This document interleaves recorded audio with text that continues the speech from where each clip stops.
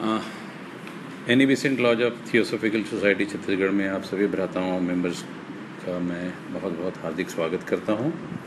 और आज हमारी ये 9 मई 2015 की जो मीटिंग है उसमें हमने लास्ट वीक में जो टॉपिक रखा था वो टॉपिक ये था कि सद्गुरु की भूमिका ह्यूमन इवोल्यूशन में, मानव विकास में। तो उस दौरान ये चर्चा के समय हम लोगों ने डिसाइड किया था कि नेक्स्ट जो मीटिंग है उसमें हम एक टॉपिक लेंगे जो कि इसी से संबंधित होगा। और फिर होलानी जी ने सजेस्ट किया कि search of a master journey inward, ये एक टॉपिक पे हम चर्चा करेंगे। उसमें आधार व्याख्यान और फिर उसके बाद फ्लोर का पार्टिसिपेशन और फिर जिज्ञासाएं और जैसे प्रश्न उत्तर आते जाएंगे, हम उस पर बात रखेंगे। तो मैं आदरणीय होलानी जी से ये निवेदन करता हूँ कि इस पर अपना आधार वक्तव्य दें। होलानी जी।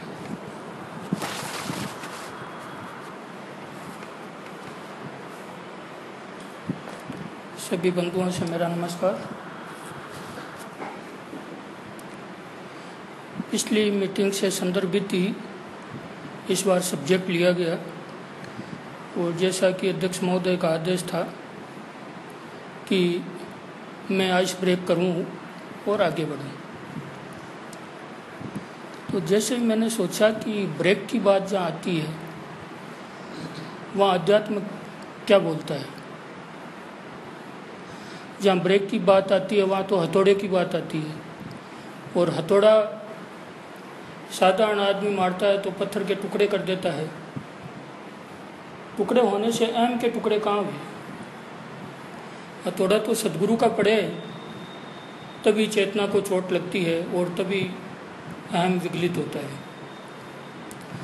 तो आज हम इस चर्चा में जो बरसों से बर्फ जम गई है उसको थोड़ी विचार और चिंतन से उष्मा दे के गलाने की चेष्टा करेंगे, ताकि हमारे में भी गलने की भावना पैदा हो, विलय की भावना पैदा हो।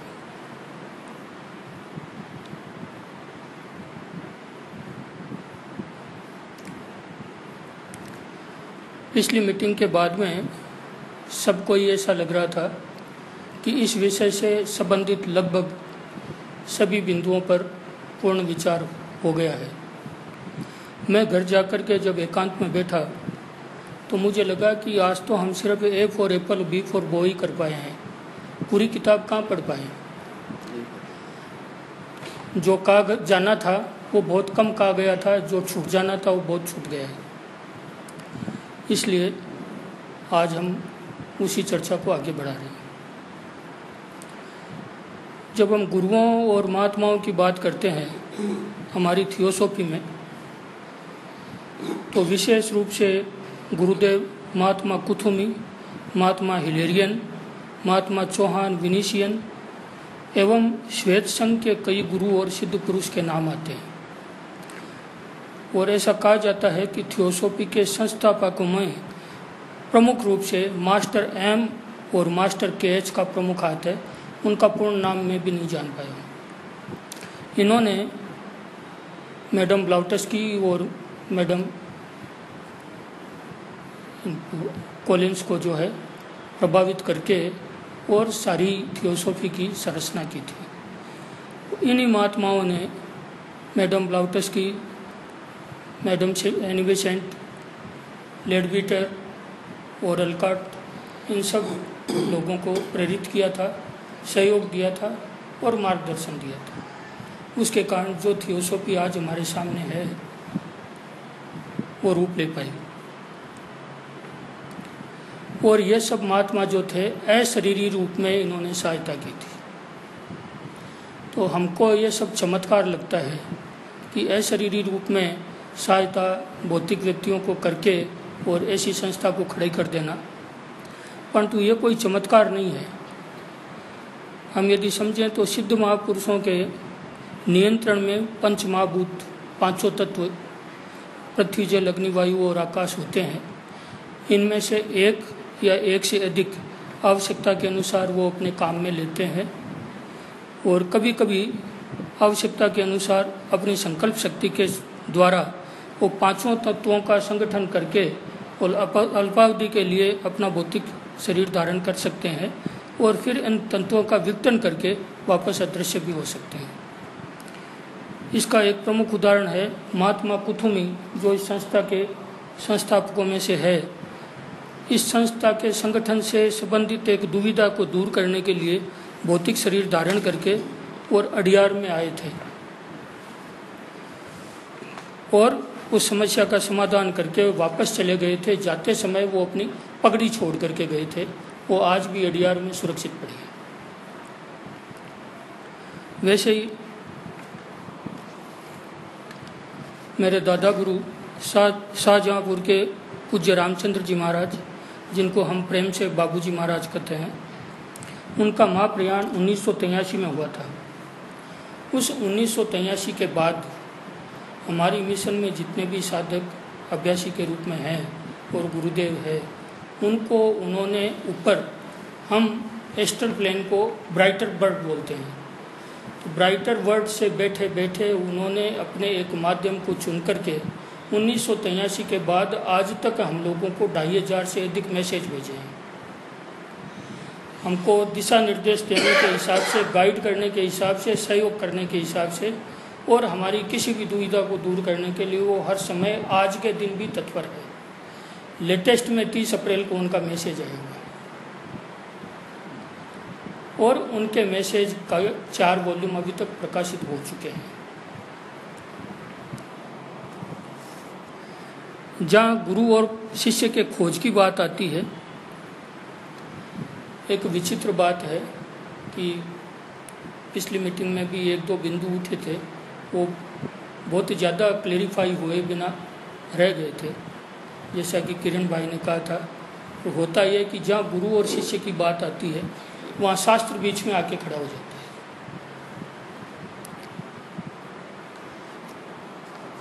अगर हम देखें और सोचते हैं कि हमारे पास तो शास्त्र है, फिर गुरु की आवश्यकता क्या है? हम तो पढ़ करके वहाँ पर पहुँच सकते हैं जहाँ पर हमको पहुँचना है। हमारा विकास हम शास्त्र को पढ़ करके ही कर सकते हैं। परंतु हम यदि साधारण जीवन में भी सोचें, विज्ञान की तरफ भी देखें, तो विज्ञान क्या है? भौतिक, रसायन, जीव विज्ञान, वनस्पति विज्ञान, इन सब में जो कुछ भी हमने खोजा, उद्घाटित किया, उन सबको क्रमबद्ध हमने लिपिबद्ध करके गवेषणाएं की और उसी का नाम आज रसायन शास्त्र और भौतिक शास्त्र है। और हम उसमें पढ़ते हैं कि हाइड्रोजन के 2 भाग और ऑक्सीजन के 1 भाग मिलाने से विद्युत धारा पास होने से पानी बन जाता है। परंतु सिर्फ पढ़ करके तो हम नहीं जान सकते, प्रयोगशाला में जाना पड़ेगा, उपकरण लेने पड़ेंगे और किसी शिक्षक के अधीन हमको प्रयोग करना पड़ेगा, तब हमको मालूम पड़ेगा कि इन चीज़ों को ऐसे करने से पानी बनता है। तो जब विज्ञान और दूसरे विषय भी हम सिर्फ पुस्तकें पढ़ करके नहीं कर सकते, तो अध्यात्म तो बहुत गूढ़ विषय है। यदि ऐसा होता तो मूल शंकर स्वामी विरजानंद के पास जाते, उनको बोलते कि गुरुजी, मुझे जो ज्ञान होना चाहिए वो ज्ञान आप दीजिए। और चूँकि संस्कारगत उनको पुराणों का ज्ञान मिला हुआ था, और विरजानंद जी बोलते हैं कि ये तेरे पुराण सारे गंगा में डाल कर आ, तब मैं तुमको शिष्य के रूप में स्वीकार कर सकता हूँ, तब मैं तुमको शुद्ध वैदिक ज्ञान दे सकता हूँ। और उन्होंने हिम्मत की, सारे ग्रंथ जो अपने घर में थे वो गंगा जी में डालकर वो विरजानंद जी के पास गए और विरजानंद जी ने उनको शिष्य के रूप में स्वीकार करके और शुद्ध वैदिक ज्ञान दिया। तो हम आज देखते हैं कि वेदों के ऊपर स्वामी दयानंद का जो भाष्य है और उनके द्वारा रचित जो सत्यार्थ प्रकाश है, वो आज भी बहुत महत्व रखती है। और यदि शास्त्रों से ही कुछ पाया जाता तो दयानंद जैसे प्रतिभावान व्यक्ति को तो मिल ही जाता, उनको गुरुजी के पास जाने की जरूरत ही क्या थी। ऐसे ही हम देखते हैं फारस में एक बहुत ही आध्यात्मिक लेखक और चिंतक हुए मौलाना जलालुद्दीन रूमी। उन्होंने अध्यात्म के ऊपर 18 पुस्तकें लिखी थी। 18 पुस्तकें लिखने के बाद भी उनको ऐसा नहीं लगा कि मुझे जो ज्ञान होना चाहिए वो ज्ञान हुआ है। वो भी गुरु की खोज कर रहे थे। जब उनको गुरु मिले, गुरु के पास गए तो वो बोले तेरा ये कूड़ा करकट फेंक के आ दरिया में, जब आ सकता है तो मेरे पास आना। तो इतनी ज़िंदगी भर की मेहनत उन्होंने आँख बंद करके हिम्मत करके दरिया में फेंक करके और वो अपने उस्ताद के पास शागिर्द बनने के लिए गए। और वो सब अपने गुरु से पाने के बाद हम देखते हैं कि जलालुद्दीन रूमी का एक एक शब्द हीरो से तोड़ने लायक बन गए। आज जहाँ भी रूमी का कोटेशन हम पढ़ते हैं तो उस कोटेशन को पढ़ने के साथ साथ हम अंतर्मुखी हो जाते हैं, फिर क्या बोल गए। तीसरा उदाहरण देखते हैं नरेंद्र का। नरेंद्र से ज़्यादा प्रतिभाशाली व्यक्ति नहीं मिलता विद्यार्थी जीवन में भी। ईश्वर की प्राप्ति के प्रति इतनी ज़्यादा प्यास कि उस प्यास के चक्कर में कभी केशव चंद्र सेन के पास जाना, कभी द्वारकानाथ ठाकुर के पास जाना और अंत में रामकृष्ण परमहंस के चरणों में पहुंच जाना और उनको बोलना कि क्या आपने ईश्वर को देखा है। तो वो बोलते हैं कि मैं देखा भी हूँ और तुम चाहो तो तुमको दिखा भी सकता हूँ। और सिर्फ एक अपने पैरों की चोट से उन्होंने शक्तिपात के द्वारा उनको वो स्थिति उपलब्ध करा दी क्षणों में, जिस स्थिति की कोई भी बड़े से बड़ा व्यक्ति कामना कर सकता है। यदि किताबों के द्वारा ऐसा संभव होता तो नरेंद्र के लिए तो ये मामूली बात थी। ये सब प्राप्त करने के बाद में भी गुरु ये देखते हैं कि शिष्य की क्या स्थिति है, क्या कोई भी शंका उसमें बाकी रही है। रामकृष्ण परमहंस जैसे निरक्षर भट्टाचार्य के चरणों में जाकर के भी जब उन्होंने सब कुछ पाया तो भी रामकृष्ण ने देखा कि कुछ ज्ञान की तड़प इनमें बाकी रही है। तो उन्होंने अष्टावक्र जनक संवाद, जिसको हम माँ गीता कहते हैं, उसकी एक प्रति कहीं से मंगा करके विवेकानंद को दी कि तुम इसको और पढ़ ले और तेरी किताबों से मिला ले। जो मैं कहता हूँ वो तेरी किताबों में है तो ठीक है, नहीं तो भूल जाओ। उस महागीता को पढ़ने के बाद में विवेकानंद को वास्तव में शांति मिली थी। अब एक बात और भी है, कबीर जैसे बंदे भी हुए हैं जिन्होंने कभी पढ़ने की परवाह नहीं की। जो कोई भी पंडित उनके पास आता था तो बोलते क्या पंडित दिखाते हो, ढाई आकर प्रेम का पढ़े सो पंडित होए, बस प्रेम के 2.5 अक्षर पढ़ लो तो सब कुछ हो जाएगा। फिर कोई उनके पास में ज्ञान उधारता तो तू कैसी बातें करता है। अरे मैं कहता आंखें देखी, तू कहता सिर्फ कागज़ की लेखी।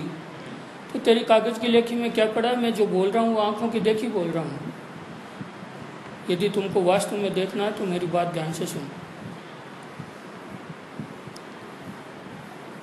अब बात उठी गुरु परंपरा की।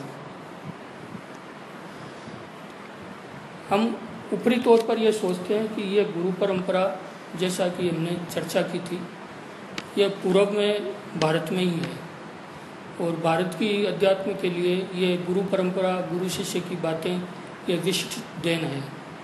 परंतु हम यदि गहराई में जाते हैं तो चाहे शारीरिक तौर पर उतना समर्पण और उतना आदर न हो, परंतु पश्चिम में भी कहीं न कहीं रूप में हमको गुरु परंपरा मिलती है। यदि वो नहीं मिलती तो आज हम सुकरात, अरस्तु और प्लेटो की बात क्यों करते हैं। वो एक परंपरा को इंगित करते हैं। उम्र में बराबर होते हुए भी आज ओस्पेंस की जॉर्ज गुरुदेव को गुरु मानते हैं।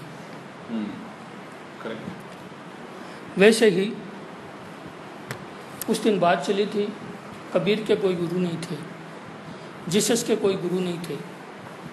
तो हम ये क्लियर कर लें कि कबीर के गुरु रामानंद थे।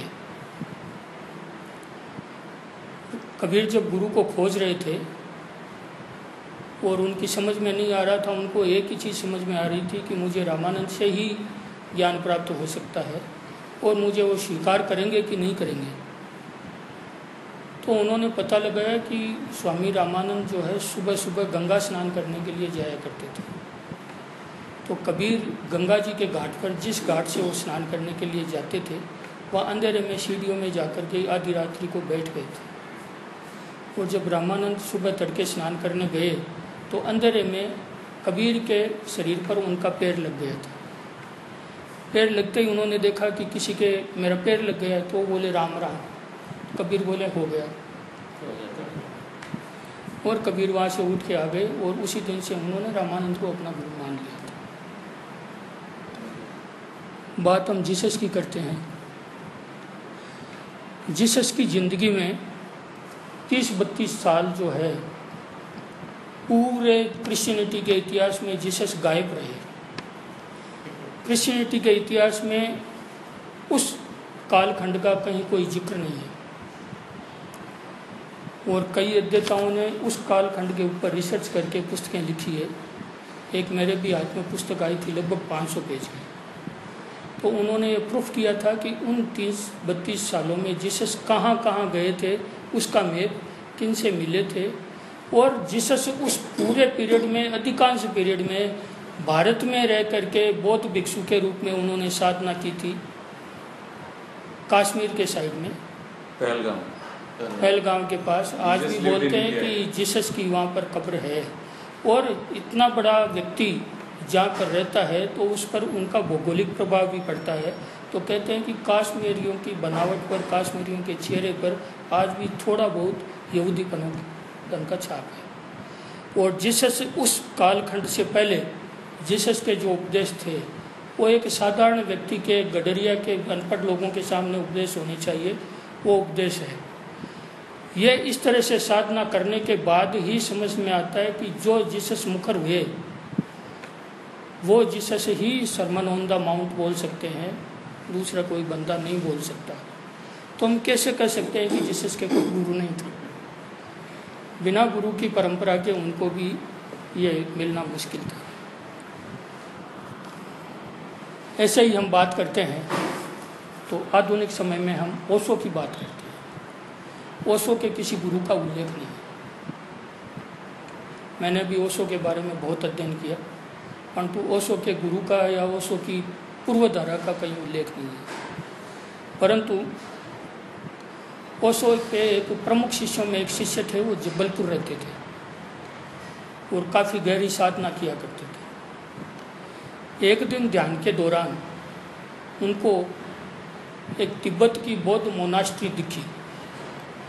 उस मोनास्ट्री, वो एक ऐसी मोनास्ट्री थी बौद्ध धर्म की जिसमें बौद्ध धर्म के प्रमुख साधक भिक्षुओं के, जो बहुत ज़्यादा इम्पोर्टेंस रखते थे साधना में, उनके 100 भिक्षुओं के शरीर प्रिजर्व किए हुए हैं। आज के दिन भी वो प्रिजर्व किए हुए वहाँ पर है। और उनको उनमें से एक साइड से तीसरा शरीर जो है वो अट्रैक्ट कर रहा था। उनकी समझ में कुछ नहीं आ रहा था।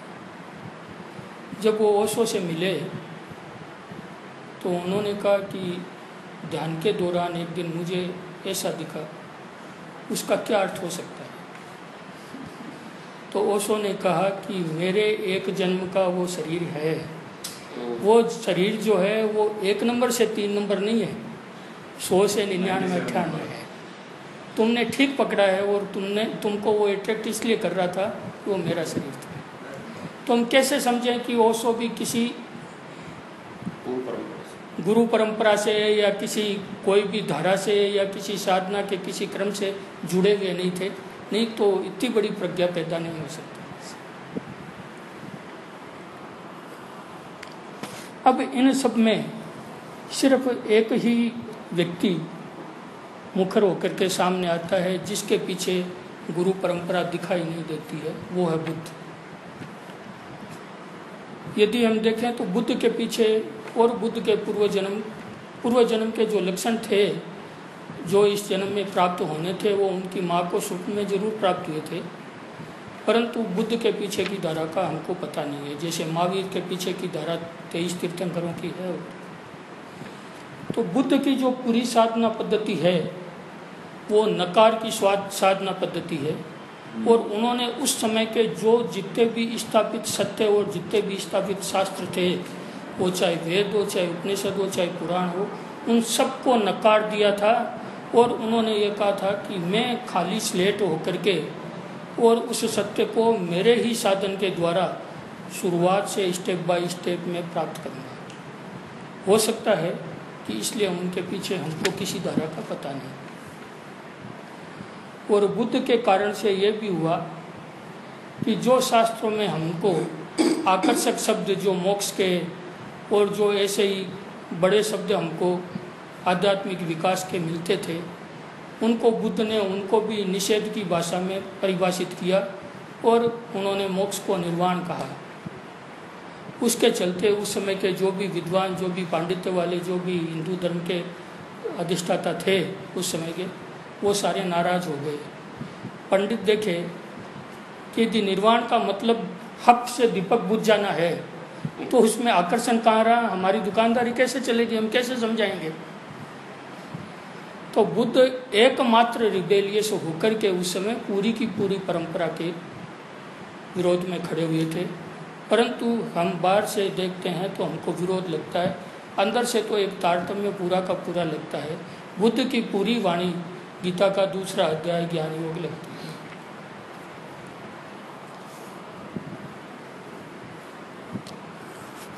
तो अब हम विचार करें कि गुरु है क्या। तो प्रथम बात तो यह है कि गुरु वह है जो हमको किताबों के ज्ञान से ऊपर उठा करके और व्यवहारिक आध्यात्मिकता की तरफ हमारे पैर आगे बढ़ाए। मैं अपने व्यक्तिगत अनुभव से देखता हूँ कि मैंने बहुत अध्ययन किया स्टूडेंट लाइफ से, जगह जगह गया, बाहर से सुन करके, और कभी भी प्रायोगिक रूप से अध्यात्म की तरफ, साधना की तरफ मेरे पैर नहीं उठ पाए। जैसे ही हम पढ़ते हमारी समझ में आता, हाँ बात ठीक है, बात ठीक है, ये तो हमको मिल गया, ये तो हम पा गए, ये तो ये हो गया। परंतु जब अंदर एकांत में बैठ करके देखते तो देखते कुछ नहीं, अंदर से खाली खोखा है। हमारा एक पैर भी विकास की तरफ, प्रयोग की तरफ, साधना की तरफ वास्तव में नहीं बढ़ पाया है। और जैसे ही ठोकरें खाने के बाद गुरुदेव के चरणों में पहुँचे तो पहुँचने के साथ साथ उसी क्षण से साधना की तरफ पैर उठने लगे। ये एक बहुत बड़ा फर्क है। दूसरा, हमको कैसे पता चले कि हम वास्तव में ऐसे महापुरुष के सामने आ गए हैं जो कि पहुँचे हुए हैं, जो कि एनलाइटेंड है, जो हमको ऊपर उठा सकते हैं। उसका सबसे बड़ा लक्षण यही है कि ऐसे महात्मा के संसर्ग में आते ही, उनके सामने बैठते ही हमको एक ठहराव का, एक शांति का, एक उदरगमन का, एक ऊंचे उठती ऊर्जा का भान हो। मेरे गुरुदेव कहते हैं कि यदि फूल खिलाए तो सुगंध आनी ही चाहिए। यदि आप अग्नि के पास बैठते हो तो ताप लगना ही नहीं चाहिए, नहीं तो वो अग्नि क्या है। तो यदि ऐसे व्यक्ति के चरणों में आप पहुंचते हो तो आपकी आत्मा बोलने लग जाती है। साधारण रूप में हम छोटे से रूप में देखते हैं कि हम किसी से शुद्ध प्रेम करते हैं। अंग्रेजी में तो एक ऐसा शब्द है कि आई फॉल इन लव, परंतु हमारे यहाँ फॉलोल का कोई अवधारणा नहीं है। हम बोलते हैं प्लीज राइज इन लव। जो संबंध, चाहे वो गुरु का हो, चाहे वो मित्र का हो, चाहे वो पति पत्नी का हो, चाहे वो भाई का हो, जो संबंध हर तरह से किसी भी तरह से आपको ऊंचा उठाए, वही सत्यता है, वही विकास है, वो संबंध ही सही है। ये सबसे बड़ा बैरोमीटर है।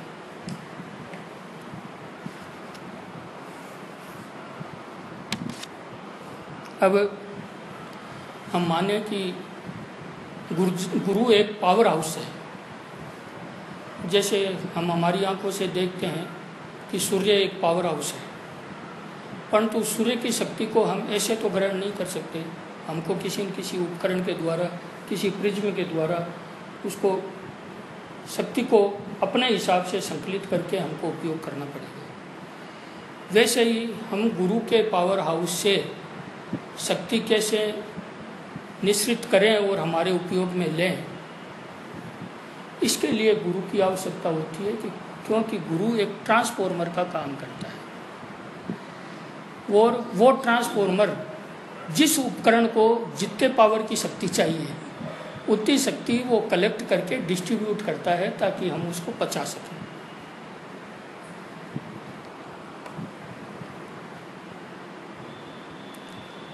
हमको गुरु बनाते समय बहुत ध्यान से थोक बजा करके समझ बूझ करके सब तरफ से उनकी जानकारी करके और फिर गुरु बनाना चाहिए, क्योंकि गुरु और शिष्य का संबंध जो है वो इंडियन मैरिज है, 7 जन्मों का बंधन है। हम ऐसे मजाक में गुरु नहीं बना सकते, परंतु इसमें 2-3 चीज़ें अवश्य हैं।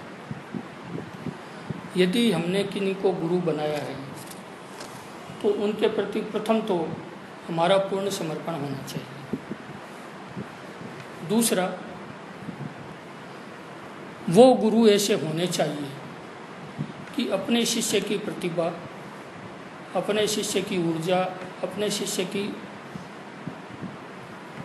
अभिप्सा देखते हुए जो कुछ उनके पास है वो दे चूकने के बाद भी उनकी ये समझ में आए कि इसको और बहुत कुछ दिया जा सकता है, तो वो अपने से भी शक्तिमान किसी और महापुरुष की तरफ उसको आगे बढ़ाते।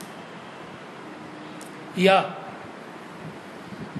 हम ये मानकर चलते हैं कि गुरु वो है जो अध्यात्म के एवरेस्ट पर पहुंच चुका है, और जो पहुंचा हुआ व्यक्ति है उसको चोटी पर पहुंचने के बाद में उस एवरेस्ट पर चढ़ने के जितने रास्ते हैं वो दिखाई देते हैं। तो वहाँ पर बैठे उनको ये दिखाई देता है कि ये पगडंडी का रास्ता है, ये राजमार्ग का रास्ता है, ये कंटकाकीर्ण रास्ता है, ये पथरीला रास्ता है, और अपने पास में उस चोटी पर आते हुए साधक को, अपने शिष्य को वो ऊपर से निर्देशित कर सके, उसमें वो अपना स्वार्थ भी उतना जरूर छोड़ दें कि जिस कंटकाकीर्ण रास्ते से वो पहुँचे हैं उससे यदि उनको दूसरा रास्ता सरल दिखाई दे तो उसका लोभ छोड़ करके भी वो ऊपर से आवाज़ दे, नहीं बेटा तू इधर से नहीं उधर से आ, ये रास्ता मुझे और सरल दिखाई दे रहा है। ये भी सब गुरु नहीं कर सकते, ये लोग कुछ बचा के रख लेते। तीसरी बात, यदि हमको इस साधना के पथ पर ऐसा लगे कि मैंने गलत गुरु को चुन लिया है, इनसे मेरा विकास नहीं हो सकता, तो हालांकि शास्त्रों में लिखा हुआ है यदि आपने एक बार गुरु बना लिया, उनको आप छोड़ते हैं या उनको ये करके जाते हैं तो आप पाप के भागी होते हैं। परंतु यदि साधना के क्षेत्र में आप ईमानदार हैं और आपकी प्रगति नहीं हो रही है तो आप आराम से उन गुरु को छोड़ करके दूसरे की खोज कर सकते हैं, इसमें कहीं कोई बाधा नहीं। अब जहाँ तक रास्ता चुनने का सवाल है,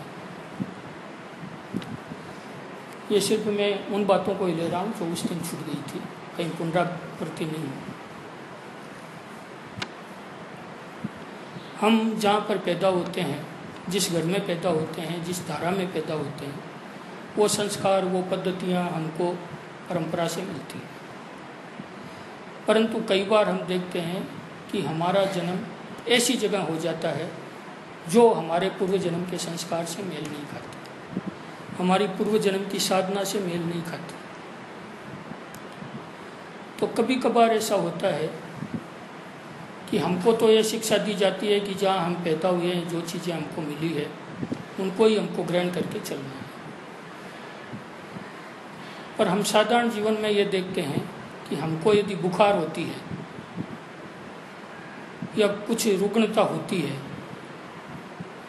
तो हम होम्योपैथ के पास भी जाते हैं, उसकी दवाई यदि नहीं लगती तो वैद्य के पास भी जाते हैं, उनकी दवाई यदि नहीं लगती तो एलोपैथिक डॉक्टर के पास भी जाते हैं।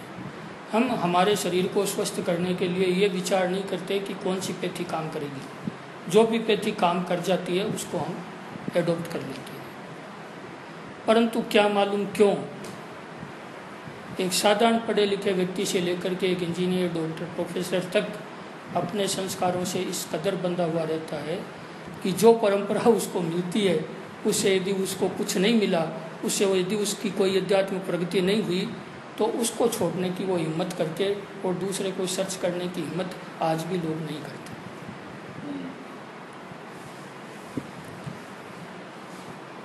कबीर इस पर कहते हैं, लीक लीक पर सब चले, लीक ही चले कपूत, लीक छोड़ तीनों चले शायर सिंह सपूत।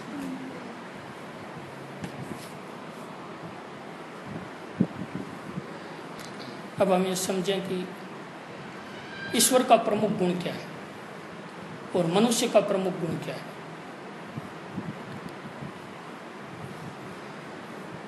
सारी बातें शास्त्रों की पढ़ते हुए, रूप की, गुण की, इन सब का बखान करते हुए अंत में हम इस निर्णय पर पहुंचते हैं कि ईश्वर कालातीत है, गुणातीत है, रूपातीत है, सर्वज्ञ है। परंतु सिर्फ हम एक चीज भूल जाते हैं, वो चीज है कि ईश्वर के मन नहीं है। जिसके मन होता है वो मनुष्य है, मन के कारण ही मनुष्य है। जिसके मन नहीं है वो ईश्वर है, क्योंकि मन के साथ साथ पक्षपात बंधा हुआ है। वो चाहे अपना हो चाहे पराया हो, यदि ईश्वर के भी मन होगा तो वो ईश्वर नहीं रह पाएगा। इसलिए ईश्वर कोई भी भाषा नहीं समझता। हम कितनी ही प्रार्थनाएं करें, कितना ही कुछ भी करें, वो बातें ईश्वर तक डायरेक्ट नहीं पहुंच सकती। यदि कर्म का सिद्धांत सही है तो जो कुछ भी हमने किया है हमको उसके हिसाब से भोगना पड़ेगा। हम यदि ईश्वर के लिए हमारी प्रार्थनाओं में, हम हमारी आरतियों में कितना ही कहें, हम मैं पापी, मैं कल खामी, मैं ये मैं वो, ईश्वर तो यदि उसके दिमाग होता तो सोचता था कि कैसी नालायक औलाद पैदा हुई है, मैंने तो उसके अपने तरीके से बनाया, अपना रूप दिया है, और वो अपने आप को पापी समझता है, अपने आप को भिखमंगा ही समझता है। परंतु ईश्वर के मन नहीं है। अब ईश्वर के मन नहीं है तो क्या किया जाए। ईश्वर भी इस धरती पर आया तो उसने भी मनुष्य का रूप लेकर के उसको अवतार लेना पड़ा, और इस मनुष्य रूप में जितनी भी तकलीफें, जितनी भी बीमारियां, जितने भी दुख, जितने भी आराम है, वो सब हमारे सामने उनको झेलने पड़े, और उनको झेलते हुए एक आदर्श स्थापित करना पड़ा कि तुम ऐसे रह सकते हो। अब ईश्वर तो बार बार आ नहीं सकता, इसलिए संत महात्मा गुरुदेव के रूप में, मनुष्य के रूप में हमारे सामने आते हैं और ईश्वर और मनुष्य के बीच में सेतु का काम करते हैं कि उनके द्वारा हम ईश्वर तक संबंध स्थापित कर सकें, हमारी बात वो ईश्वर तक पहुंचा सके। और चूँकि उनके पास में भी कुछ अपनी साधना से प्रकृति की शक्तियाँ होती है, तो वो हमारे शिष्य के हिसाब से, साधक के हिसाब से हमारे दुख और तकलीफ को देखते हुए करुणा के द्वारा हमारी कुछ तकलीफ़ें दूर कर देते हैं। हम यह देखते हैं कि हमने बाबा से कुछ मांगा और उनसे मिल गया, परंतु हकीकत बात यह है कि बाबा के पास देने के अलावा कोई उपाय नहीं है। हम किसी भी परम संत के पास जाकर के हाथ जोड़ करके कुछ मांगेंगे तो वहाँ उनके पास तथास्तु कहने के अलावा कोई उपाय नहीं है, और वो नहीं दे रहे हैं। वो तो उनकी साधना का ऑफ शॉर्ट है, बाई प्रोडक्ट है, वो तो उनकी ग्रेस से हमको अपने आप मिल रहा है।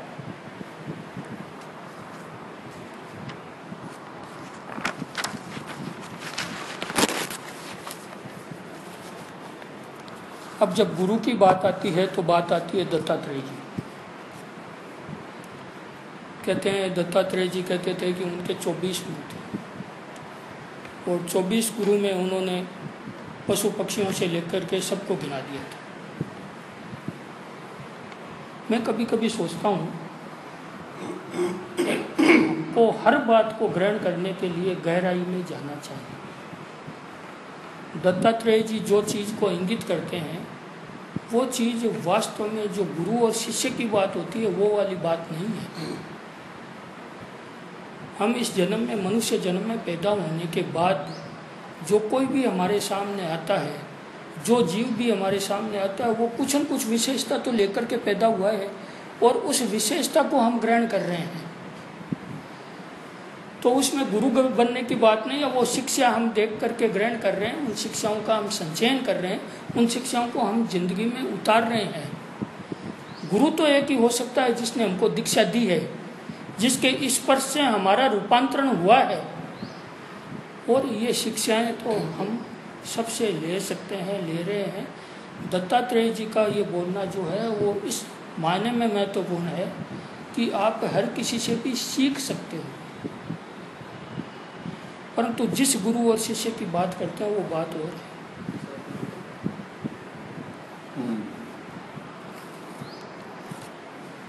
सीखना तो सभी सीख सकते हैं।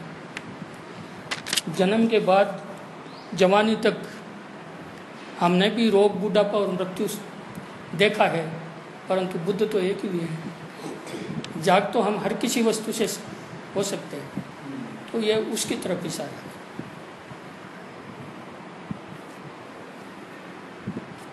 इस प्रकार कुल मिलाकर हम देखते हैं कि जन्म तो हमको माता पिता देते हैं, परंतु दूसरा जन्म जिनको हम बोलते हैं वो गुरु देते हैं। और अध्यात्म में कोई भी चमत्कार नाम की चीज़ नहीं है। अधिकांश लोग चमत्कार को देख करके अध्यात्म की तरफ झुकते हैं, गुरु की तरफ झुकते हैं, किसी मिशन की तरफ झुकते हैं, परंतु चमत्कार का अध्यात्म में कोई अधिक स्थान नहीं है। जो कुछ भी स्थान, यदि अध्यात्म में कोई चमत्कार है तो वो चमत्कार है अंगुलीमाल जैसे हत्यारे का महान साधक बन जाना। वो चमत्कार है रत्नाकर डाकू को विश्वामित्र बन जाना। और इसको हम रूपांतरण बोलते हैं, ट्रांसफॉर्मेशन बोलते हैं, इसको हम चमत्कार नहीं बोलते।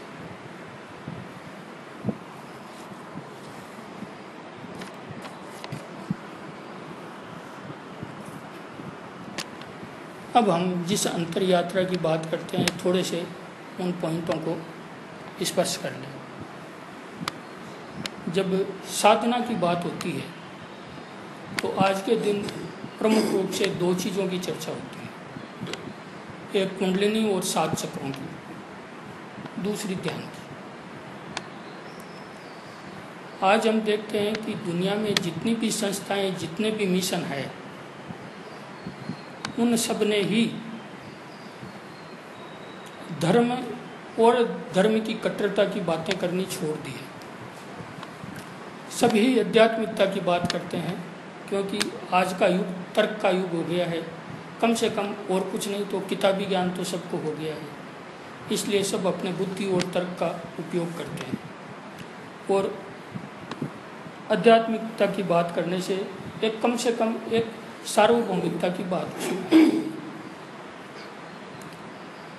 और आज जितनी प्रमुख रूप से साधना पद्धतियाँ प्रचलित है, उन सब ने पातंजल के योग सूत्र को ही आधार बनाया है, उसके राजयोग को ही आधार बनाया। चाहे वो रविशंकर जी की सुदर्शन क्रिया हो, चाहे ब्रह्मा कुमारी का ध्यान हो, चाहे निर्मला देवी का सहज योग हो, चाहे रामचंद्र मिशन का ध्यान हो, इन सब ने पातंजल के योग को सर्वसुलभ बनाने के लिए उसमें कई सुधार किए, उसको सरलीकृत किया। मेरे गुरुदेव पूज्य बाबूजी महाराज कहते हैं, यदि पातंजल योग के अष्टांग भाग को हम साधने चले आज के युग में, तो एक एक भाग पर 55 वर्ष चाहिए। तो 8 भागों को सिद्ध करने के लिए 440 साल की जरूरत होती है, जो व्यक्ति का जीवन स्पान नहीं है। इसलिए उन्होंने और दूसरी पद्धतियों ने भी सीधे अष्टांग भाग में से 6ठे भाग को प्रमुख रूप से ले लिया, ध्यान। ध्यान के बाद से धारणा और समाधि होती। तो साधना की पद्धति की शुरुआत ही ध्यान से की। अब 7 चक्र में से प्रथम मूलाधार और 7वां सहस्त्रार। तो मूलाधार से सहस्त्रार की यात्रा भी काफ़ी लंबी यात्रा हो जाती है। इसलिए मेरे गुरुदेव ने ध्यान की शुरुआत चौथे अनाहत से, हृदय क्षेत्र से की। और उनका ये कहना था, उनका ये अनुभव था, उनकी एक गारंटी थी कि यदि आप हृदय के ऊपर ध्यान शुरू करते हो तो नीचे के 3 चक्र धीरे धीरे धीरे धीरे अपने आप शुद्ध होकर के और प्रकाशित होने लग जाएंगे। और उन्होंने एक सबसे बड़ी बात ये की कि आप कुंडलिनी की साधना बिना गुरु के नहीं कर सकते।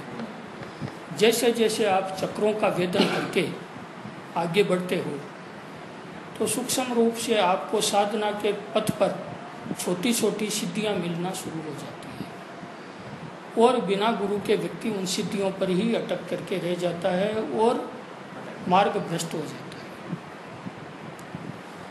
तो उन्होंने एक मैप दिया हमको कि साधना की शुरुआत होकर के साधना का अंत कहाँ तक है। तो उन्होंने एक डॉट बनाया, उस डॉट को केंद्र बना करके और वर्तुल बनाए, गोले बनाए। तो उन गोलों में वो बोलते हैं 23 गोले बनते हैं, एक केंद्र और 23 चक्र। 23 चक्र में जो आउटर जहाँ से हम साधना स्टार्ट करते हैं उसमें जो 5 चक्र है, शुरुआत के जो 5 चक्र है उसको हम हृदय क्षेत्र बोलते हैं। और उनका ये कहना है, उनकी साधना की दृष्टि का ये कहना है कि अध्यात्म जगत में आज तक जितने बड़े संत महात्मा ऋषि मुनि हुए हैं उनमें अधिकांश 99% इन 5 चक्रों को पार नहीं कर सके हैं। हृदय चक्र में, हृदय क्षेत्र में ही स्थित है और उनको हम आज तक बिना जाने समझे इतनी बड़ी प्रतिष्ठा दे रखी है।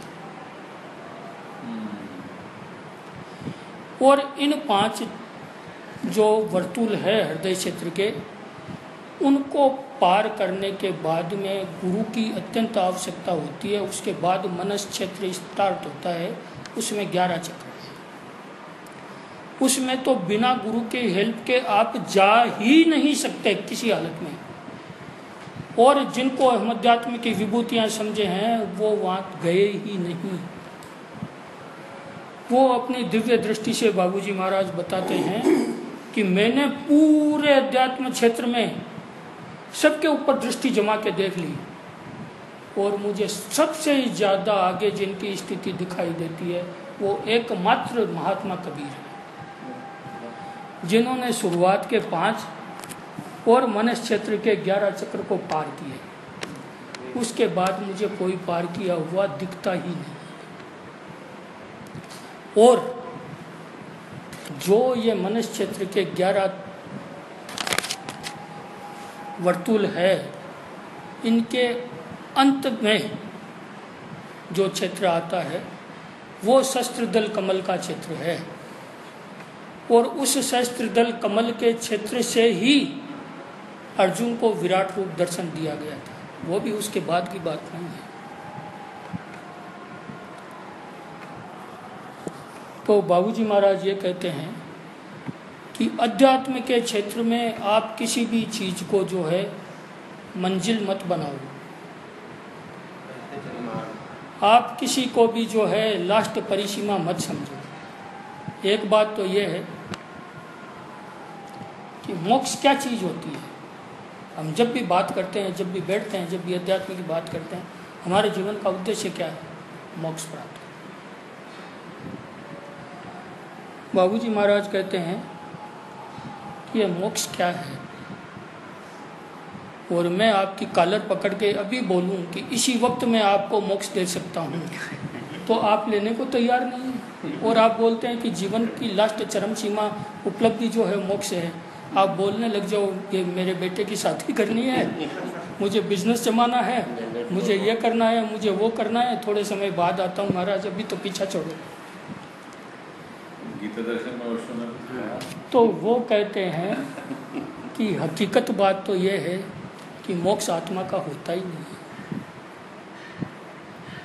है। और आत्मा का मोक्ष होगा कहाँ से? आत्मा तो मुक्ति है, आत्मा तो मुक्ति है। कृष्ण बोलते हैं कि इनको न कोई जला सकता है, न कोई गला सकता है, न कोई कुछ भी कर सकता है। तो आत्मा तो मुक्त है ही। मोक्ष किसका होता है?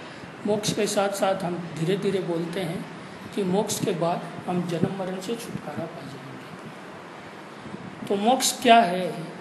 जो आत्मा के ऊपर कर्मों के हमारे जो इम्प्रेशन पड़े हैं उन इम्प्रेशन को दूर कर देना, उनको संस्कार विहीन कर देना, वो मोक्ष है। आत्मा का तो कभी मोक्ष होता ही नहीं। और बोले कि मोक्ष तो इतनी साधारण चीज़ है, इतनी साधारण चीज़ है, फ्रॉम द ब्लिक ऑफ आई, सिर्फ पलक झपकाते के साथ मैं तुमको मोक्ष दे सकता हूँ यदि तुम चाहते हो तो। परंतु ये सबसे नीची स्थिति है। और यदि तुम ये चाहते हो कि मुझे मोक्ष चाहिए, तो इसका मतलब तुम गुरु और शिष्य को समझे ही नहीं। जब तुम गुरु के चरणों में हो जो मोक्ष प्रदाता है, तो फिर और कौन सा मोक्ष चाहिए? कहाँ जाना है तेरे को? यदि गुरु के चरणों में आकर के भी तुमको मोक्ष की चाह है, तो इसका मतलब तुम गुरु को समझे।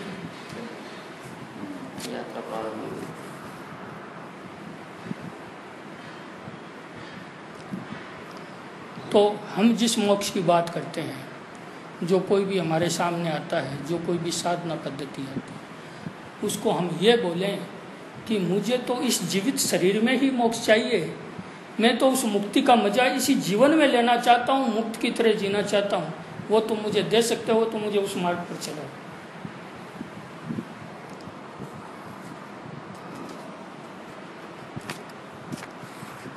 अब एक बात होती है संबंधों की, साधना में संबंध, गुरु और शिष्य का संबंध,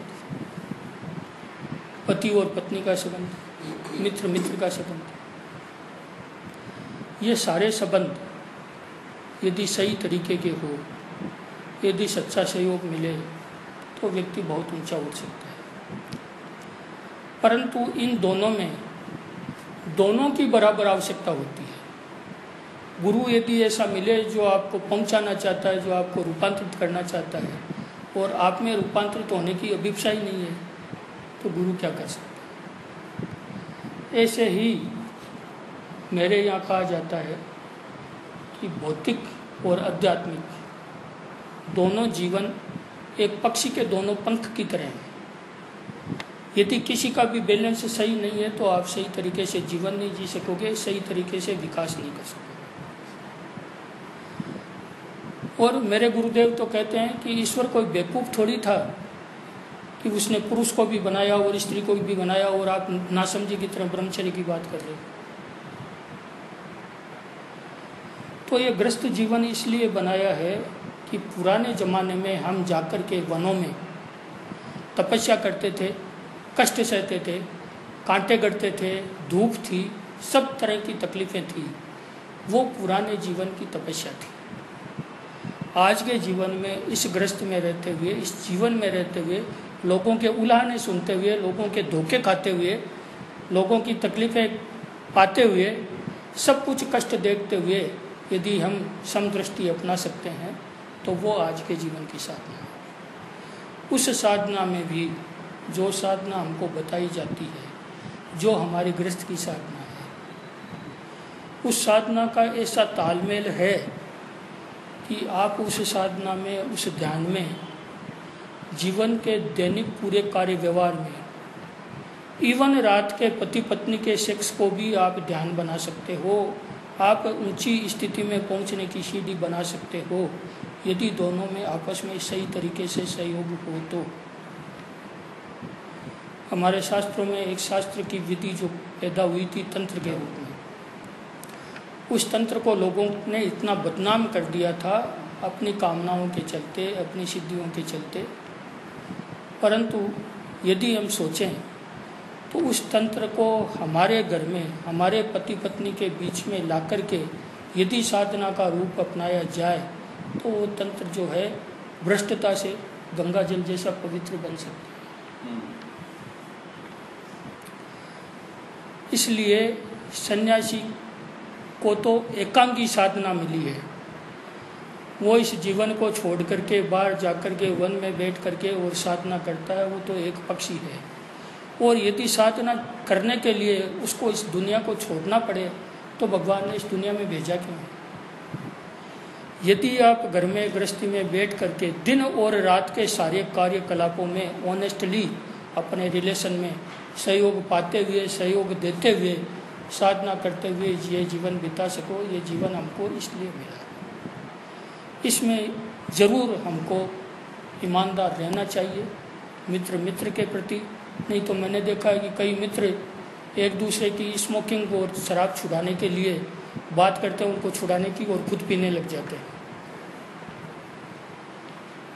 ऐसे ही हम पति पत्नी की पवित्रता की, उस गृहस्थ जीवन की पवित्रता की बात करते हैं, परंतु पूरे के पूरे जीवन को हम हमारी बेवकूफ़ी में जो चीज़ साधना की प्रक्रिया के साथ होनी चाहिए थी, उनको हमारी वासना की प्रक्रिया से जोड़ करके हम पूरे जीवन को चूक जाते हैं।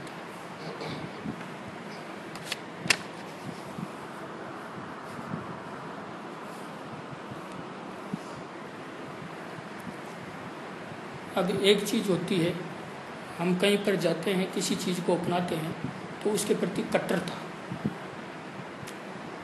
कट्टरता बहुत पुराना शब्द हो गया, बदनाम शब्द हो गया। उससे थोड़ा सा हट करके, थोड़ा सा डाइल्यूट, थोड़ा सा समझदारी भरा शब्द है, वो है संघनिष्ठा।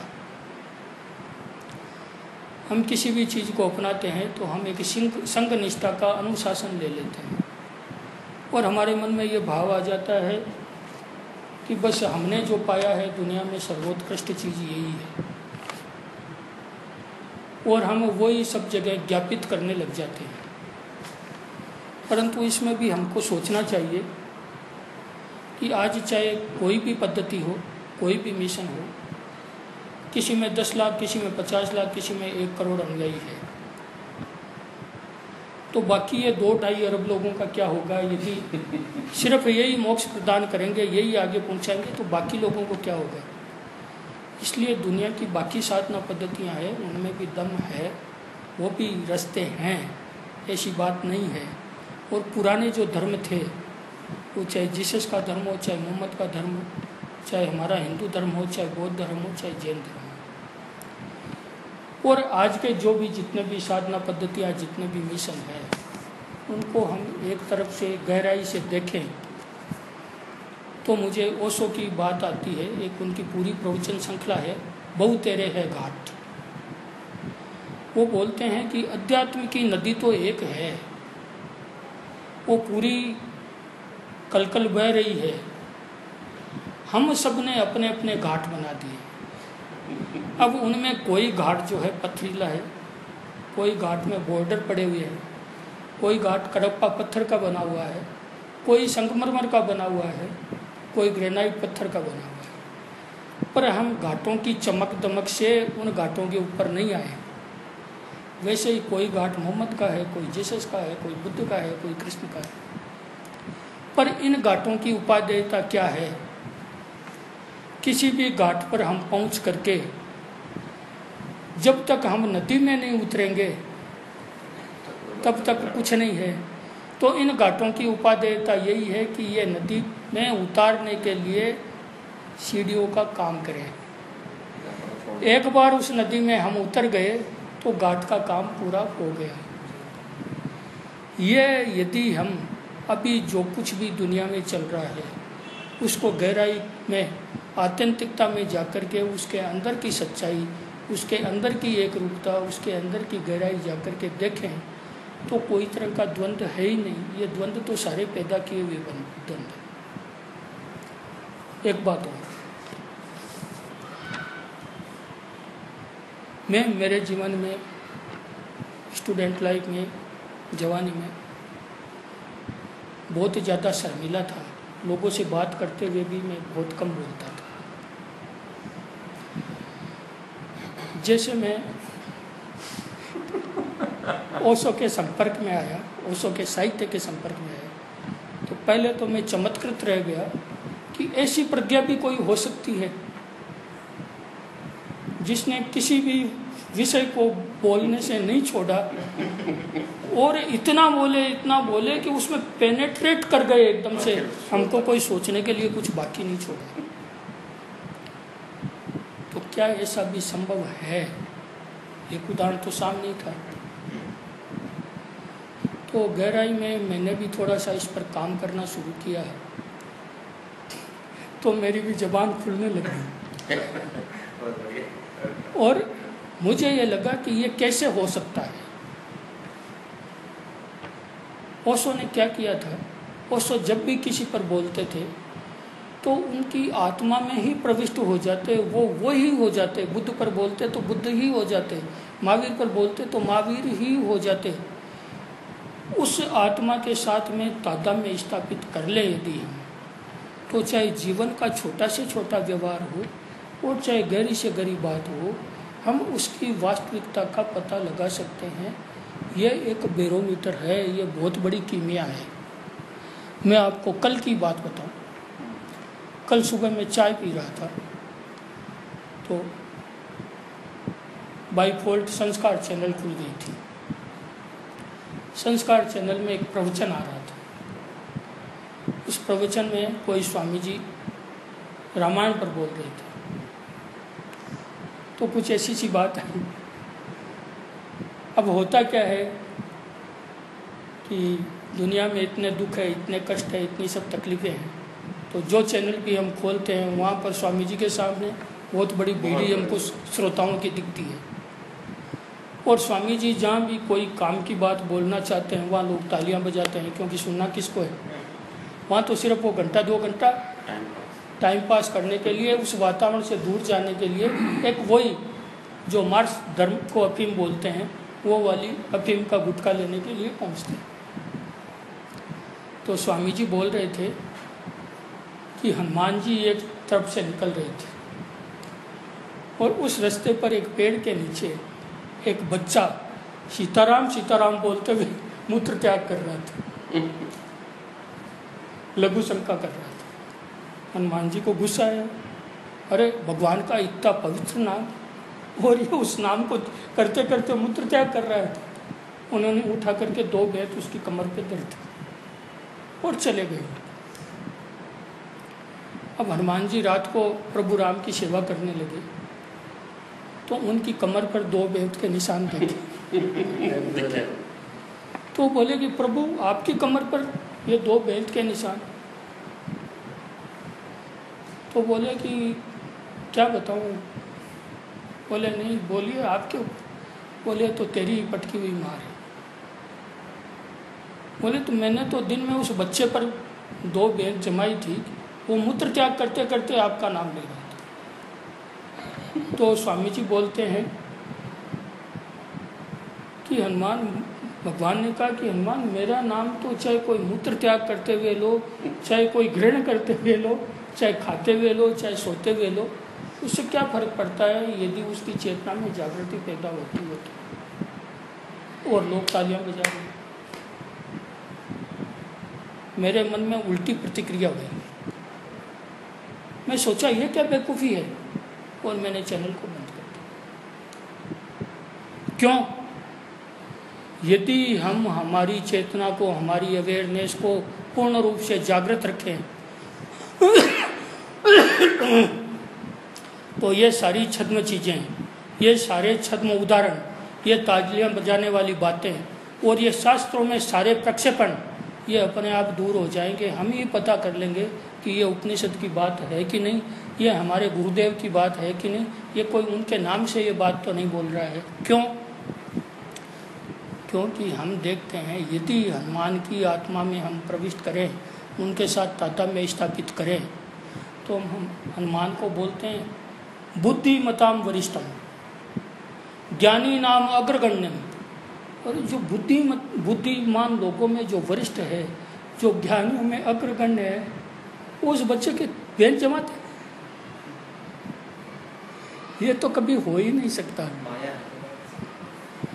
तो हमको अवेयर रहते हुए, सब कुछ सोचते हुए ये देखना पड़ेगा, स्क्रीनिंग करनी पड़ेगी कि अध्यात्म के क्षेत्र में सही क्या है, गलत क्या है, हमारे विकास में, हमारी विकास यात्रा में कौन से बिंदु ज़्यादा महत्व के हैं, कौन से शास्त्र ज़्यादा महत्व के हैं, कौन सी साधना ज़्यादा महत्व की है, तभी हम आगे बढ़ सकते हैं। धन्यवाद।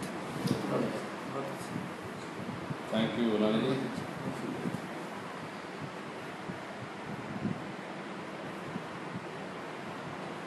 समय काफ़ी ले लिया, पता ही नहीं चला। नहीं कोई बात, बहुत सुंदर। मास्टर की बात हो रही थी, प्यार की बात हो रही थी, राइज इन लव की बात हो रही थी। तो 2-4 लाइनें हैं, मैं ज़रा अंग्रेजी में कह दूँ। When you fall in love with a master, that is the most precious love possible on earth. Then God takes possession of you. God takes possession of you through master. Then He has really made a way into your heart, into your anahar. Not only on the periphery. He is no more scratching on the periphery. He has dug the well to the very core of your being. There is only one stop more, and love comes to its perfection. The love between master and the disciple is just the last one. And then you enter from the door of the master into divine. You disappear as you are. A totally new being is born, the reborn. You will not be able to recognize the new being at all, because it has nothing to do with the old, with the past. It is so totally new, it is so discontinuous of the past. This is how one becomes a Buddha, how one becomes a Christ or a Krishna. To the old absolutely, so that one can be born. That is what sannyas means. You just cut off your old things and jump into from the Bahutere Ghat. Jump into that Ganga which takes you towards only divinity. In Japan especially, there is a system of sannyas. How I know? Because in last year on Osho's birthday, मैं कुछवाड़ा गया था, जहाँ की इस विभूति का जन्म हुआ था 1931 में 11 दिसंबर। तो वो 3 दिन का एक मेडिटेशन का साधना का शिविर था। उस शिविर को जो लेने के लिए जो फैसिलिटेटर माँ आई थी, वो जापान से आई थी। उनका नाम है माँ ज्ञान पात्रा, ज्ञान का पात्र। तो जो स्वामी जी, जो ओशो के डायरेक्ट डिसाइपल हैं, स्वामी सत्यतीर्थ भारती, भंडारी स्वामी जी शायद जानते भी हों, उन्होंने मुझे फ़ोन किया कि स्वामी जी आप आ सकते हो क्या? तो मैंने बोला नेकी और पूछ दौड़ता चला गया। बोले लेकिन आपको 2-3 दिन पहले आना पड़ेगा। तो साधारणतः 10, 11, 12 ऐसा 3 दिन का प्रोग्राम होता है। तो मैं 9 तारीख को पहुंच गया। तो उन्होंने कहा कि ये जो मेडिटेशन का फैसिलिटेशन प्रोग्राम है, इसमें आप जो है उनकी सहायता करोगे। मैंने कहा ये इतना बड़ा काम कहाँ से आ गया, मेरे को तो कुछ आता नहीं है। तो ठीक है, समझ जैसी हरी इच्छा।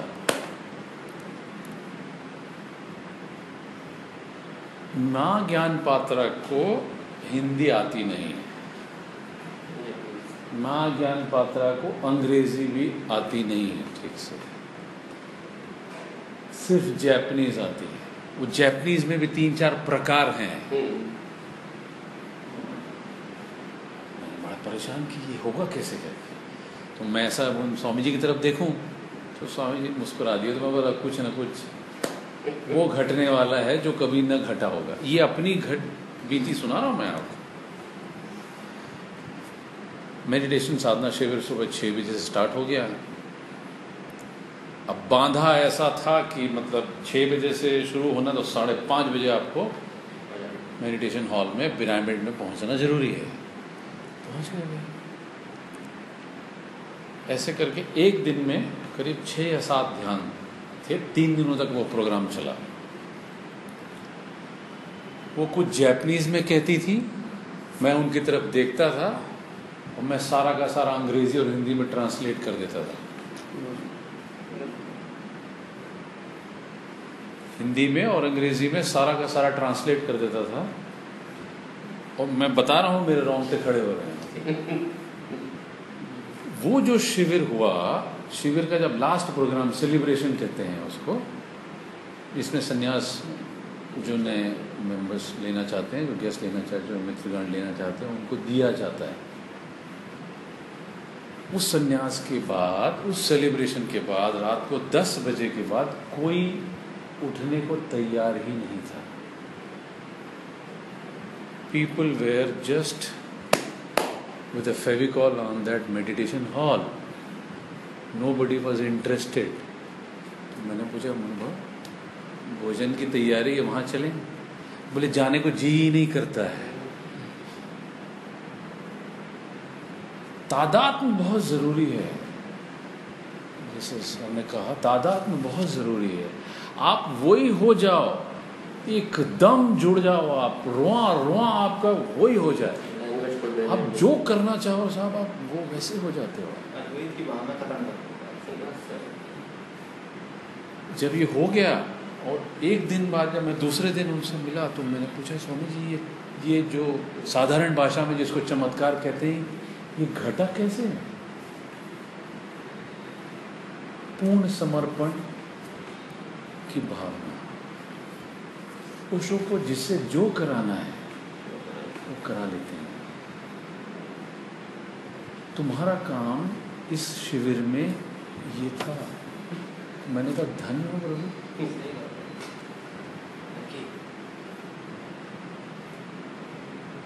That switch was on, and after 3 days, when the work is done, the switch was off. How it happened? It's only connection and transmission, nothing else.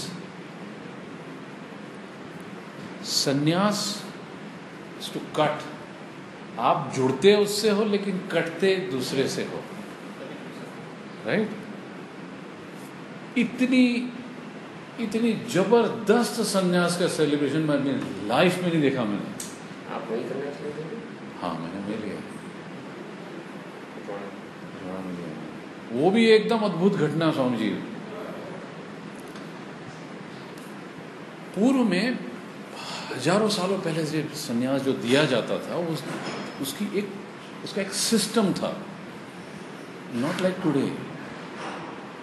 It was a संन्यास कि आप आदमी को लिटा देते थे चिता पे, पूरा का पूरा क्रिया आग लगा दिया जाते थे। लगाना मतलब वर्चुअली नहीं, लेकिन भीतर तो लग गई, सारे संबंध वहीं जल के खत्म, दी एंड। दैट वाज संन्यास। यहां जो संन्यास हुआ, लाइन लग गई लोगों की, जितने आए थे लाइन लग गई।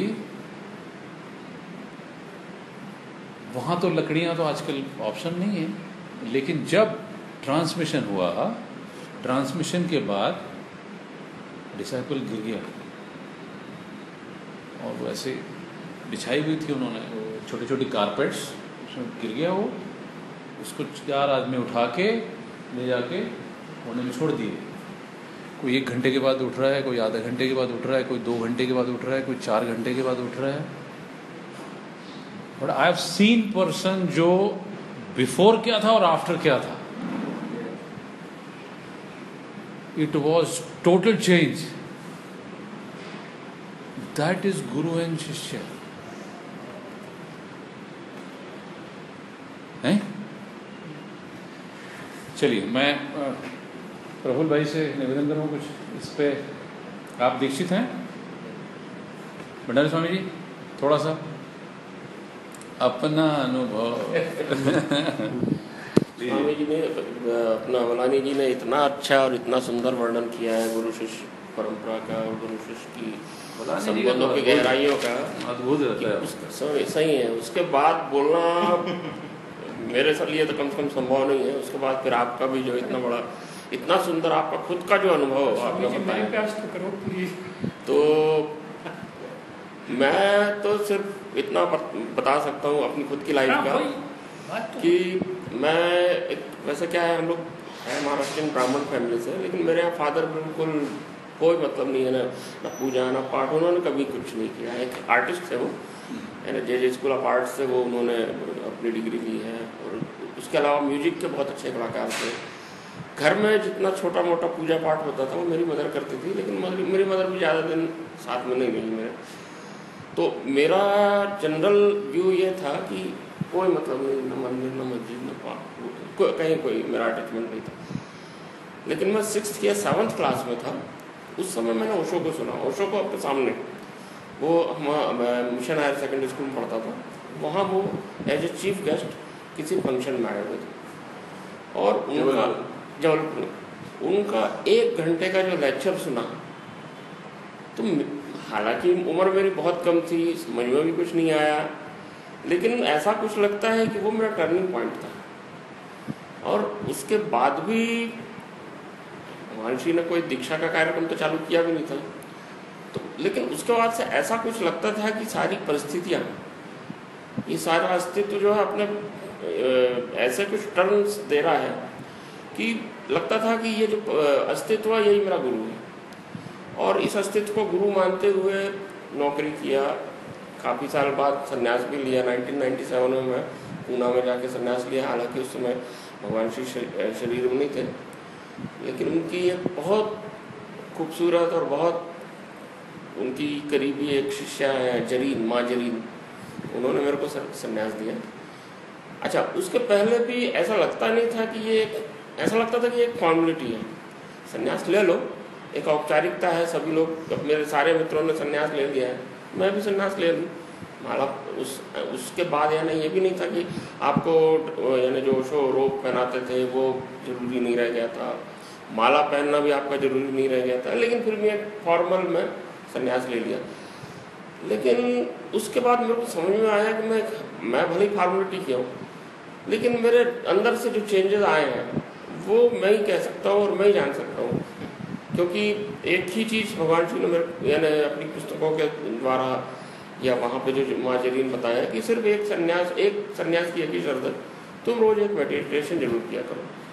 मैं करीब हर रोज़ करता ही हूँ, कई बार छूट भी जाता है, लेकिन जो आनंद मेरे को मिलता है और जो मेरे को टर्म्स लाइफ में पॉजिटिव मिलते हैं, उसकी कोई वर्णन नहीं है, उसका कोई यानी कह नहीं सकता हूँ मैं क्या है। करेक्ट, थैंक यू विनय स्वामी जी। नवीन भाई, दीक्षा आपने ली है ना? अच्छा, भाभी जी ने ली है, तो कुछ थोड़ा सा सुनो समझो। भाभी जी कुछ कहेंगे? चलेगा? नहीं? पक्का?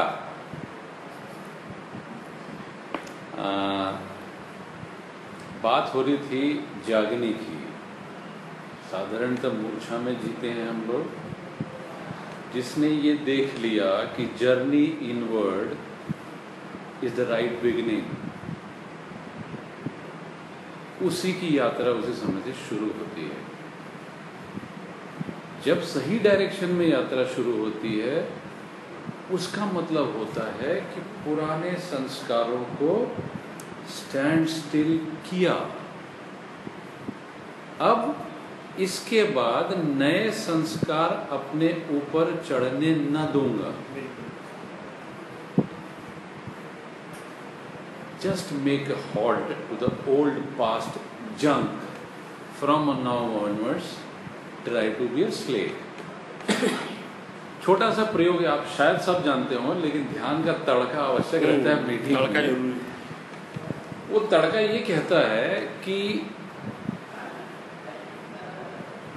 बहुत आसान हो जाता है एक्चुअली सन्यासी के लिए ये कहना और करना भी, लेकिन बहुत ही इम्पोर्टेंट और बहुत ही उत्तम प्रयोग है।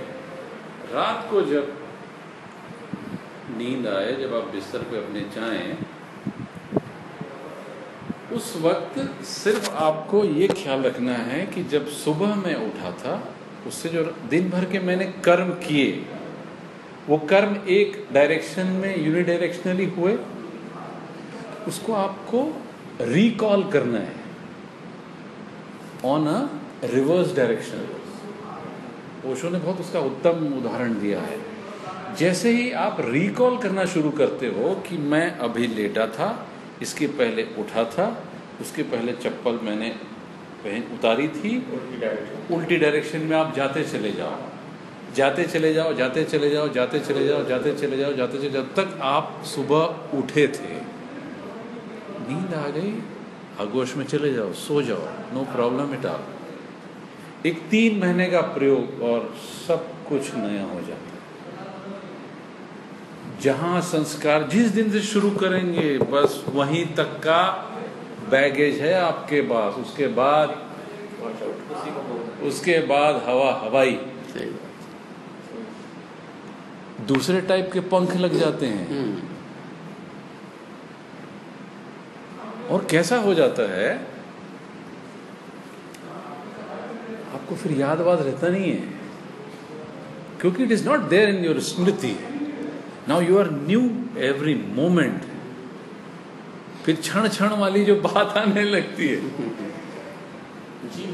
यस, एक heart moment to moment living, here and now, now and here. अद्भुत मामला है, अद्भुत है, कुछ इसमें कहा नहीं जा सकता है। कनौजी जी, कुछ आप विचार व्यक्त करेंगे प्लीज? ये तो है ये सर, कि जैसे आज का विषय बहुत ही सुंदर था कि search of master and journey inward. मतलब वह इसमें ही अपने दिया है कि मानव की आत्मा अमर है, उसका भविष्य एक ऐसी वस्तु का भविष्य है जिसके विकास और भव्यता की कोई सीमा नहीं। और दूसरा भी उसी में लिखा है, जीवनदायी तत्व हमारे भीतर बाहर सब जगह व्याप्त हैं, वह अविनाशी एवं नित्य कल्याणकारी है, उसे देखा सुना या सूंघा नहीं जा सकता, परंतु जो उसकी अनुभूति करना चाहते हैं उसके लिए वो अनुगम्य है। तो ये रियलाइजेशन वाली बात है। तो उसी प्रकार से जैसे आप सब लोगों ने बहुत ही सुंदर विश्लेषण किया, उसका बहुत ही अच्छा विवरण उदाहरण से दिया। तो उसी प्रकार से क्या है कि हर जीव आत्मा, जैसे भोलानी जी बता रहे हैं कि मोक्ष क्या है। मोक्ष मेरे ख्याल से, मेरी धारणा के हिसाब से मोक्ष ये है कि जो जीव आत्मा है, तो ईश्वर अंश जीव अविनाशी, आत्मा तो अमर है ही है और उसमें कुछ होता नहीं है, लेकिन वो उस आत्मा की जो यात्रा है, जो विभिन्न योनियों में चलती है, उस आत्मा उस यात्रा का अंत जो है वो ईश्वर में विलीन होना है, वही मोक्ष है। तो हमारी जो यह विकास यात्रा है वो चलती जा रही है, और हम अपने संस्कारों के कारण, अपने कर्मों के कारण अलग अलग योनि में जा रहे हैं। अब बताया उन्होंने कि गुरु की खोज, सबसे पहले गुरु किसको बनाएं। हमारे में यही ताकत नहीं है कि हम कौन हैं, व्हाट हु आई एम, हम कौन है पहले हम जाने। ये शरीर, पहले तो हम जान रहे हैं कि हमारा ये शरीर है। अब ये स्थूल शरीर के बाद जो सूक्ष्म शरीर है, फिर कारण शरीर है, ईथर शरीर है, इसकी यात्रा जो है वो आप अकेले नहीं कर सकते। माता पिता ने आपको जन्म दिया, उन्होंने बताया कि भाई ये नाक है, कान है, ये परिवार है, ये तुम्हारा ये संबंध है, ये सामाजिकता है, ये फलाना है। ये चीज़ें जाने अपन ने, लोकाचार, भौतिक जगत के बारे में जाकर, लेकिन पारलौकिक जगत की जो शिक्षा है, उसका ज्ञान है, उसका अनुभव है, वो गुरु दे सकता है, बिना गुरु के हो नहीं सकता। और गुरु की प्राप्ति के लिए हमारे को जिसमें भी हो, जिस संप्रदाय में हो या जिसके प्रति भी हो, तदात्म में जैसे शब्द कहा गया है वो बहुत ही सटीक है कि तदात्म स्थापित हो जाएगा तभी हम उसको प्राप्त कर सकते हैं, उसकी शक्ति को, उनके शक्तिपात को अपन प्राप्त कर सकते हैं। मीरा जी का जैसे उनको कृष्ण की मूर्ति दे दिए, अब उन्होंने उसको अपने स्वामी के, अपने पति के रूप में देखा और उसको उसमें अपना तदात्म स्थापित कर लिया। भक्त प्रहलाद है, ये है, इन्होंने कहा कि वो सब जगह ईश्वर है, वो तदात्म स्थापित करना है।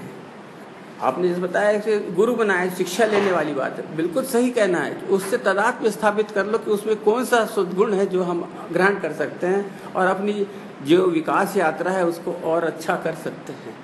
मैं हमारे ग्रैंडफादर बताते थे, हमारे ग्रेट ग्रैंडफादर जो है उन्होंने खुद अपने हाथ से, हमारे घर में अभी भी है, कृष्ण की मूर्ति बनाया है, राधा कृष्ण की।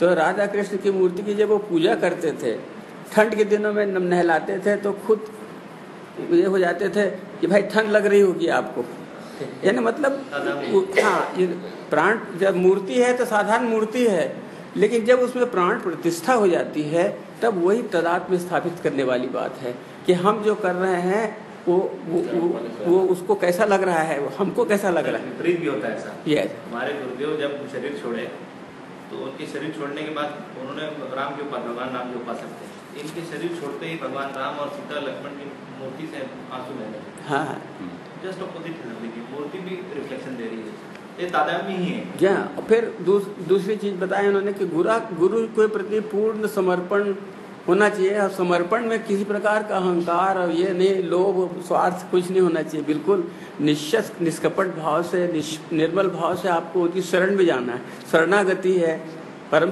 समर्पण है, तब आप शिक्षा ग्रहण कर सकते हो। गुरु तभी आपको दे सकते हैं। और जब आपने एक वक्त किसी को गुरु बना लिया या गुरु ने आपको अपना चेला बना लिया तो गुरु जो है वो कभी आपको नहीं छोड़ेगा, ना आप उसको छोड़ोगे, वो आपको सद्मार्ग पर ही ले जाएंगे और आपकी यात्रा पूरी कराएंगे। ये मेरा कहना है कि ये हु एम आई, सबसे पहले अपने को जानिए, और जब आप अपने को जानने के लिए जिज्ञासा आप में उत्पन्न होगी, फिर आप जहाँ एक जगह रुक जाएंगे कि आपकी बुद्धि वहाँ रुक गई, तब आप फिर किसी और को देखेंगे और जो आपसे ज़्यादा जानता है वही आपका गुरु है, और फिर वो आपको ले जाएगा, तब आप वहाँ पहुँच जाएंगे। ये है, बहुत ही सुंदर बताया उन्होंने। आज कन्नौजी जी का आयाम कुछ दूसरा ही था। धन्यवाद, धन्यवाद।